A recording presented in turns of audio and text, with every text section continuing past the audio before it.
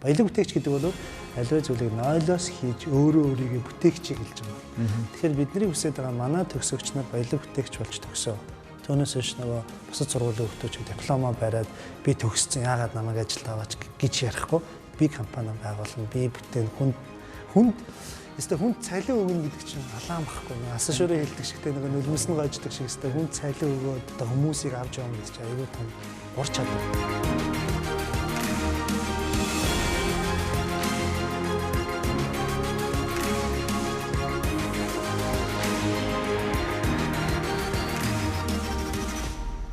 Харвард дээр очиод нэг бусад сургуулиас ялгаатай нэг юм байсан. Тэр нь болохоор ингээд бүх лекцийн заалууд нь бөөрөнхий тэгээ багш нь голдоо яриад ингээд тэгээд бүх багш нарын оюутнууд нэгэд нэрээ ингээд тавьчихдаг.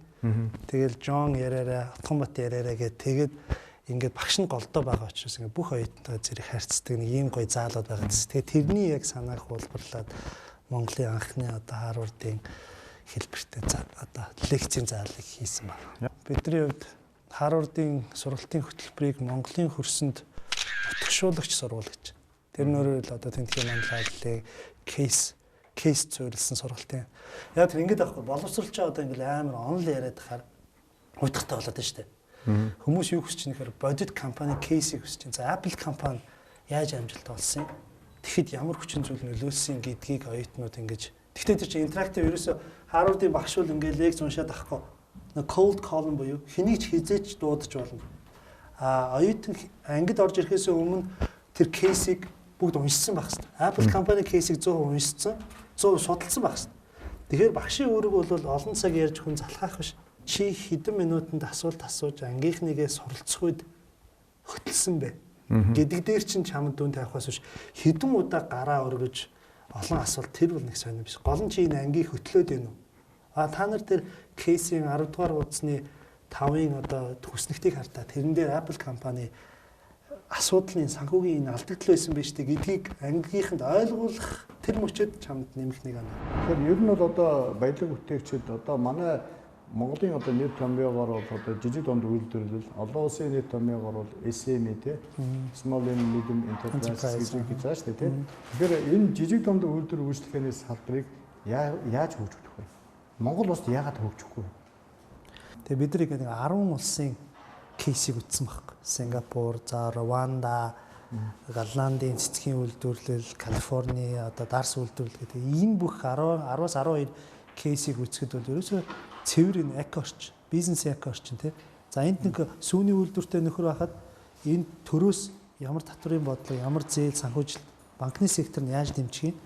Экспортыг нь одоо гадаад худалдааны энэ Тайтра, Койка энэ бүх хөгжилтэй орнууд чинь гадаад худалдааны агентлагтай болчихлоо шүү дээ. Тэгээ тэр сүг Mongolian milk буюу Монгол сүг хятадын зах зээл дээр гаргахын төлөө тэр төрийн албан хаагчид нь бүр хөлсөө гоожуулаад очоод гуйж их сток. Өнөөдөр бид нар хятадч өнөө Японд ч мөнгө гуугаад мөнгө гуухгүй баг. Японы зах зээл сүгээ гаргахыг гэдэг лоббиг л хийх сток. Дисплей төрлийн одоо салбартай байна. Манай одоо ингэж байна. 2500 орчим 2000 гаруй оюутнууд байна. За 6 салбар сургууль байна. Амгаахын сургууль, хүний их хэмж бэлтгэл, совилтгын сургууль, совилогч бэлтгэл, хууль зүйн сургууль, за хэдэн жил эрхцэн анги нээсэн. За тэгээд хуульч бэлдэж юм. Тиймэрхүү ангиуд. Тэгээ яг ерөөдөө нэг нийтдээ 25 хөтөлбөр дотроос 2 доктор, 6 магистр, үлдсэн бакалавр хөтөлбөр.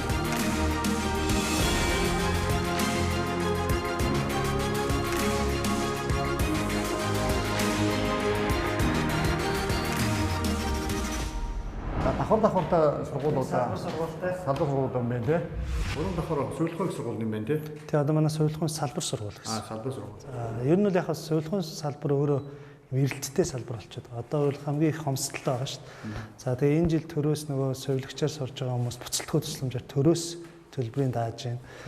За тэр агуулгаар одоо бол бидний нэг 300 орчим оюутан манад одоо өдрийн бакалавр болоо шатлсан хэлбэрээс оролцож байгаа. За тэгээ ерөнхийдөө бол энэ сувилхын судалгааны төвтэй дээрээс нь ур чадрын лабораториуд хийсэн. За тэрэн дотор одоо тариа тарих байдаг юм уу, хөөгтөл хийх одоо бүх ур чадруудын усаар. Бид судалгаан дээр суурилсан инновацийн бүтээгдэхүүн бий болгоход шандан суралцдаг. Энэ бол бидний хийсэн бүтээгдэхүүн. Оюутан бидний англи хэлний хоцроглыг бүрэн арилгаж, IELTS TOEFL-ийн өндөр оноотой болоход тусалдаг. Ирээдүйн хөгжлийн баталгаа нь оюутны хөгжил юм.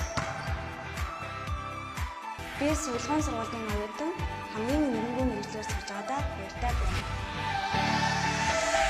Глобал удирдагч X сургууль Дэлхийн боловсролыг Монголд.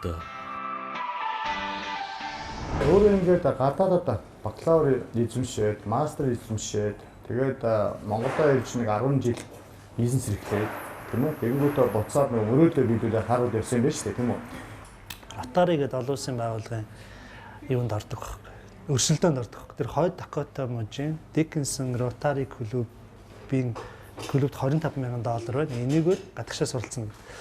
Тэгээд өрсөлдөд Америкт өрсөлдсөн байхгүй. Тэгсэн чинь ингээд нөгөө Dickinson-аас ийшээ бараг 6-7 цагийн зайтай хотод очиод өрсөлдсөн чинь ингээд үүдэн сууж надтай өрсөлдөж байгаа залуучууд бүгдээрээ костюмтэй гоё залуучууд ингээд Америкт ч дандаа. Тэнгүүд нь би яасан гэхээр өөрийнхөө тухай сэтгүүл хийгээд дээрэс нь Монгол нудрахтай дээлээ өмсөөд жанжин малгайгаа өмсөөд тэгээ яваад ирсэн чинь нөгөө ярьслах хийжсэн 10 он бүгд хаалгадашаа. Ямар гоё юм бэ? Би ийм гоё дээл хувц, ийм гоё аутфит үзээгүй. Гү чи хаанаас ирсэн бэ? Мөнгөд за би та бүхэнтэй мэдчилж байна. Амар байна уу гэдэг нодрогныхаа даавар мэдчилж байна. Тэгэл тэд нэр ерөөсөө ингээд шууд ирэхсэн. За энэ залууд үгүй энэ одоо яста маш гоё. Тэгэл 6 цагийн дараа залгаал чи $25,000 тэтгэл ажиллаа.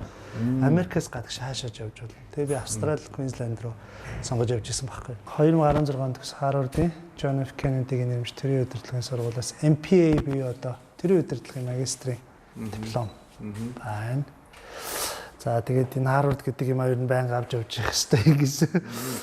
За энэ болохоор яхаа нөгөө Dickinson улсын их сургуулийг төгсөөд 2003 онд төгсөөд Dickinson-ы одоо залуу шилдэг төгсөгч буюу одоо залуу Young Hawk гэдэг шагнал авсан байгаа. Тий. За энэ Dickinson-ы улсын их сургууль буюу одоо Хойд Дакотад бакалаврын бизнесийн удирдлагын бакалаврын зэрэгээр төгссөн. Би чинь хүндэт honors буюу одоо хүндэт одоо шилдэг оюутнаар төгссөн. Анхны бизнес эхлүүлж исэн тэр мөчөөс яваад. Ерөнхийдөө анх эхэлж исэн маань энэ Монгол 3 дугаар өргөө кино театрын дээр манай нэг их чинь түрээсийн байрсан баг. Тэр нь би ингээд түрээсэлдэг. Энэ өрөөндөө унтдаг, энэ өрөөндөө ингээд 2-3 компьютер тавьсан. Тэгээд нэг багш, нэг оюутантай ихтэй анх глобал удирдагч хөтөлбөр гэж эхлүүлээд, тэтгэлэг хөтөлбөр гэж эхлүүлээд тэгээд нөгөө Dickinson улсын их сургууль руугаа 60% тэтгэлэгтэй учраас тэр лугаа ингээд оюутнуудыг явуулж эхэлсэн. Тэгээ анхны 2007 оны байдаг баха 7 сард бид нарт нөгөө глобал удирдагч гэдэг нэвтрүүлгийг UBS телевизээр анх цацдаг баг. Тэгээл тэр гэрэл төв дээр бид нар чи ингээд офис анги түрээсэлсэн байжсэн. Тэгээд өглөө ажилдаа ингээд ороод ирсэн чи ерөөс үүдээр ингээд битүү хүн болцсон. Би өөрөө офис руугаа орч чаддаг. Тэгэл тэр үед ч нөгөө Америк явъя, тэтгэлэгтэй явъя гэдэг юм чинь жинхэнэ тренд болж байлаа шүү дээ. Би та нарт монголчуудаа та бүгдэд дэлхийн талыг эзэлсэн одоо эзэнт гүрнийг бий болгож өглөө. Гэвч миний амьдрал маш богинохон байлаа. Дэлхийг тэр чигт нь эзэлж амжсангүй. Тэгэхээр та нар дэлхийг эзлээрэй гэдэг нь цэрэг дайнаар эзлээрэй гэсэн үг биш.